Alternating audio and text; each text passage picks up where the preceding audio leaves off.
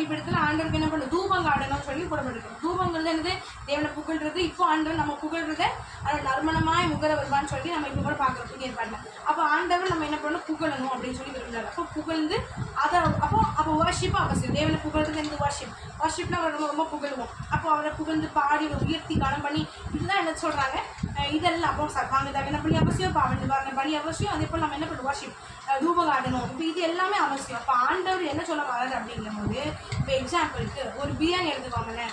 பிரியாணி எடுத்துக்கிட்டிங்கன்னா அந்த பிரியாணியை வந்து நீங்கள் இப்போ வந்து அரிசியை மட்டும் போட்டு எல்லாம் கறியை மட்டும் போட்டால் நம்ம பிரியாணி இருக்குமா?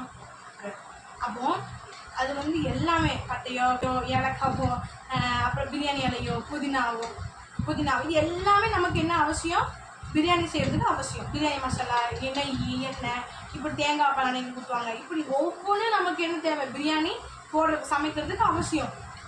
அப்படிங்கும்போது அதே போல தான் ஜபத்துலேயும் கூட இப்போ எப்படி சொல்கிறேன் அப்படின்னா, ஜபங்கிறது எப்படின்னா வெறுமனே நம்ம தேவையை சொல்கிறது மட்டும் ஜபம் இருக்கக்கூடாது. இதே போல் நம்ம பாவங்களை அடிக்கிறதா இருக்கட்டும், நம்மளே அவர்கிட்ட ஒப்பு கொடுக்குறதா இருக்கட்டும், அவரை புகழ்கிறதா இருக்கட்டும், இது எல்லாமே ஜபத்தில் கலந்தது தான்.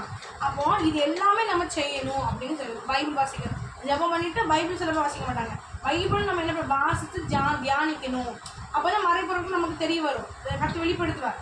அப்போ இது எல்லாமே நமக்கு அவசியம் அப்படிங்கிறது இதில் பார்க்குறோம். அவர் ஆண்டு சொல்கிற இந்த பலிகளை நீங்கள் இடணும் அப்படின்னு ஒழுங்கு சொல்கிறார்.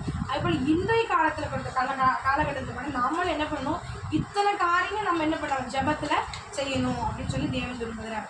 அதனால் மறக்காமல் நீங்கள் ஜெபம் பண்ணலாம். ஒருவேளை இந்த செஷன்ஸ்லாம் இருக்காது. அது மாத்திரம் இல்லாமல் கடைசி ஆண்டு சொல்லுவார், நீங்கள் இப்படிலாம் செய்யும்போது நான் வந்து உங்ககிட்ட கடைசியான செஷன் என்னது, நான் வந்து உங்களோட பேசுவேன் அப்படின்னு சொல்லி ஆண்டு சொல்லுவார். இப்போ கடைசியாக சொல்லப்பட்ட செஷன் என்ன, அப்போ என்ன செஷன் நமக்கு அவசியம், தேவன் நம்மளோட பேசக்கூடிய செஷன் அவசியம். அப்போ ஜபத்தில் வந்து எல்லாமே கலவை தான் என்னது ஒரு ஜபம் அப்படிங்கிறது. தேவ சத்தத்தை கேட்கறதுக்கும் ஒரு வேலை வைக்கணும், சரிங்களா? அப்போ ஒரு செஷன் வைக்கணும். அப்போ இது எல்லாம் கலந்ததான் எனது ஒரு கம்ப்ளீட் ஜபம்.